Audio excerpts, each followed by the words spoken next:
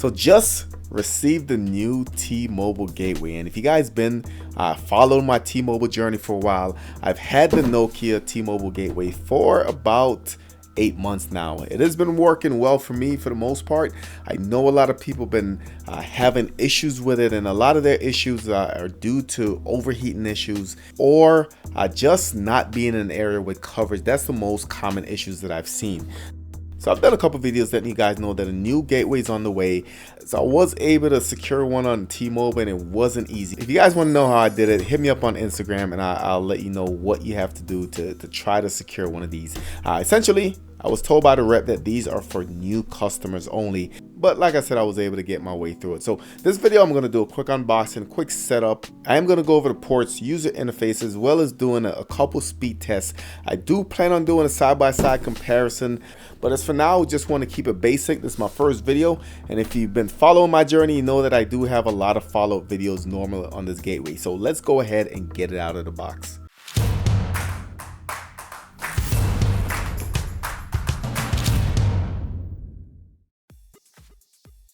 Gateway safety information, terms and conditions. Do have a quick start guide.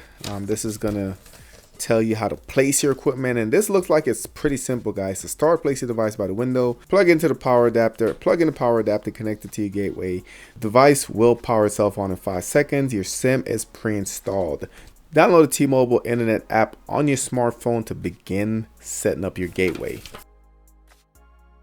So just looking at the statue of this is going to be a lot smaller than the current Nokia one that I have. Going to have a power adapter. This is a USB-C, as you can see there. Look like the input is 100 to 240 watt, 1.2 amp. Output is 5 volts at 3 amps. And the length on this, they're usually pretty long, guys. Stretch it out, just rough guess about 6 feet or so. So here's the gateway, guys. This looks a lot more refined, smaller in stature, of course. It is more squared than the other one. The other one was a cylindrical design. Also, the other T-Mobile gateway had the LCD up top versus on the front. So just going around the device, a lot more ventilation on the side, as you can see there. And you can see the ventilation goes all the way around the device. So it looked like they definitely got the message from the last experience. Just a lot of overheating issues. A lot of people actually dropped the service because of that. More vents on the bottom. Like I said, another good thing. And that's about it. So the back of the device, we're going to have the power. Remember, that is USB-C. We also have another USB-C port. We have our 2 Ethernet jacks. We have a reset pin right here. A lot of information right here. I think this is the SIM tray. All right, so that is the SIM tray. So on the front, we have 3 buttons. We have a back, it looks like. We have a select, and we have a forward button. Let's go ahead and get it plugged in. So it's telling me I need to download the T-Mobile internet app. 0 devices connected. 0 messages. Language, that's set to English by default, but there is an option for me to change it. And that's all there is in the menus, guys. If I click the center button, it does give me the QR code, which is pretty cool. And I can hit done and it brings me back. So let me get the app downloaded. So I got both devices. Of course, this is a Nokia. This is the ARC Gateway, the newer device. And let's just do a quick comparison. So first thing we notice is the design. This one has a cylindrical approach, where this one is more squared off. This one looks more premium. Just the finish, the presence of it. I feel like this one looks more premium if you have it on display. So as far as the ports that are available, the Nokia is going to have reset up top, 2 Ethernet ports. Also has a RJ11, and this is if you want to put a standard phone line in there, that is available.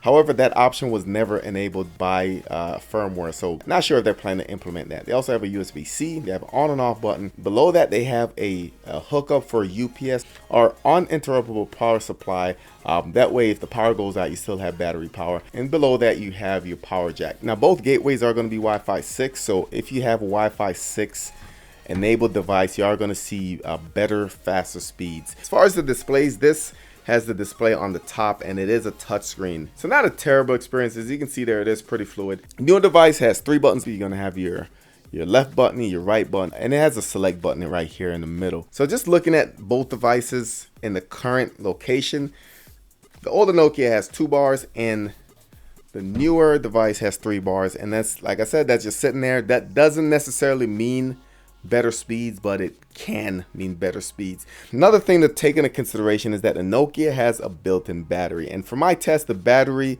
is there to maintain some sort of power connectivity to the device while you move it around to ideal location. So this is not a hotspot. That means you can't just run it off battery. You do need the power adapter plugged in for it to work properly. The newer ARC device does not have a battery built in. So as soon as you unplug it, the power goes away, and when you put the power back in, it reboots. So not really a big deal, but if you're someone that frequently move your device, it is gonna save a little bit of time when it's rebooting. So we're gonna do a couple speed tests in the current location. I have an iPhone, I have the Z Fold 3. The Z Fold is a Wi-Fi 6 device. This is not. So we're gonna see the speed difference between the Wi-Fi 6 and the non-Wi-Fi 6. Then we're gonna move these guys into the best location in the house and see what our maximum output will be. So let's go ahead and we'll start with the Z Fold 3. So currently I am connected to the older device, and let's go ahead and we'll start the speed test.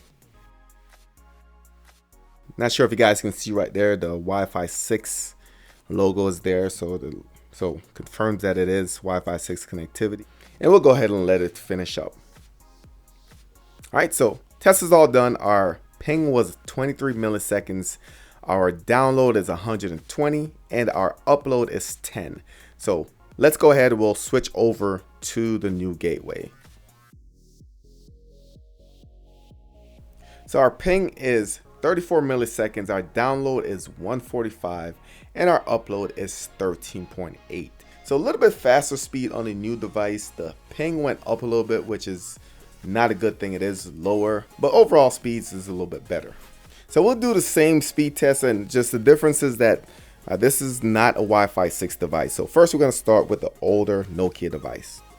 So ping is 21 milliseconds, download is 132, upload is 11.5. And we'll go ahead and switch over to the new device.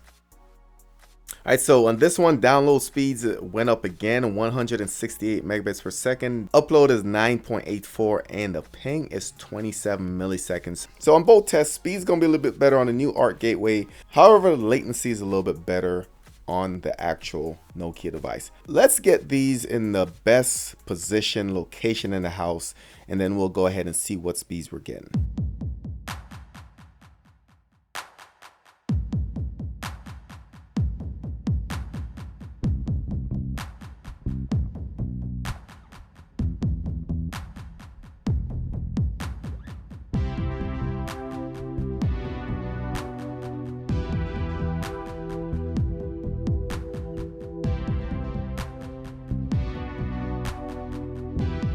Got both devices positioned in what I think is probably the best location in the house. So first, let's go ahead and test the Nokia device. So on the Nokia device, ping is a 34 millisecond, download 183, upload 7.97. Let's switch over to the new ARC device. So this is probably the best speeds I've seen on a T-Mobile device so far. Ping is 22 millisecond, download 454, upload is 50. Both are in the same location, both have about the same amount of bars, and there might be some differences in position where I can turn it a certain way to get a little bit better, but give or take maximum speed, the newer device is going to give you a lot better speed, better upload, and the latency is going to go down a lot, which is very important. So here's the application on the phone. This is the app that we used to set it up. Of course, the setup was pretty straightforward, but now that I'm connected to the actual network, you do have more options in here. So first up top is going to give you your gateway, your status, gives you your quality, but at the bottom you have your devices.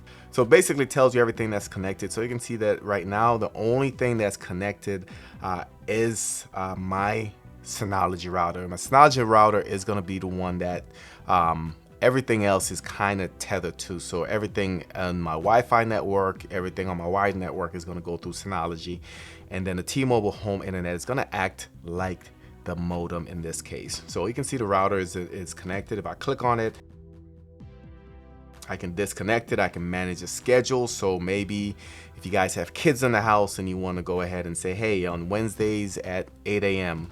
you can start playing, or Wednesday at 10 p.m. it's time to go to bed. You can do stuff like that. So it's pretty cool. Next, we have our network, and it is going to give you the name of the network, the password, and you can go ahead and update that. So under support, it's going to have the frequently asked questions, how to access your bill, specific questions, and more. You're going to have a user's guide, gateway information, which there's some cool information, gives you the firmware version, IMEI, IMSI, ICCID, MSI, SDN, which a lot of acronyms. But below that, you have your advanced cell data metrics. So this is very important, guys. Stuff like your RSSI, your RSP, as well as your SNINR. These are very important information that does affect your speeds. Now, if you haven't seen my breakdown, I did a video how to get the best speeds out of your T-Mobile home internet, and I went over what these means and how they affect your speed. So definitely check that out. All right, so you can change your gateway password. So put in your admin password, then you can put in new passwords.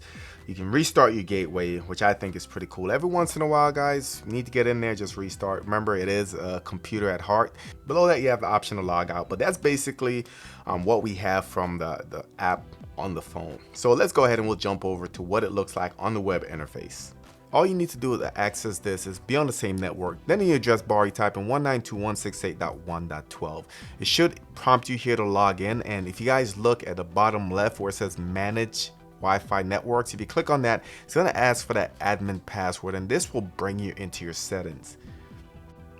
So you can see top left, it shows you your connection status. In the middle shows your quality, so as far as your network connectivity. To the right, it shows you your firmware version, serial number, as well as the runtime. Now below that, it gives you an opportunity again to download the mobile application if you haven't done so already. And to the left, you have the option to manage your Wi-Fi networks. So it gives you the option to change your password. Also gives you the option to separate your network. So right now it is combined, which means the 2.4 and the 5 gigahertz network appeared in the same SSID or the same Wi-Fi name. However, if I separate them, I do have the option to separate the 2.4 gigahertz from the 5 gigahertz network. So for some people that might be important, but as far as the option, this is limited. And just speaking to T-Mobile, they're planning to send out a firmware update, which should give us more options in the UI here in the next couple weeks. So while we're here, wanted to talk about something that's going to be very important, and for some people it might be a deal breaker. So one thing about these T-Mobile home internet is that you cannot forward ports, cannot open ports. So if you're someone who relies on that connectivity out of your household, so if you guys use FTP remote desktop, I can go through any one of these guys. I can check the port.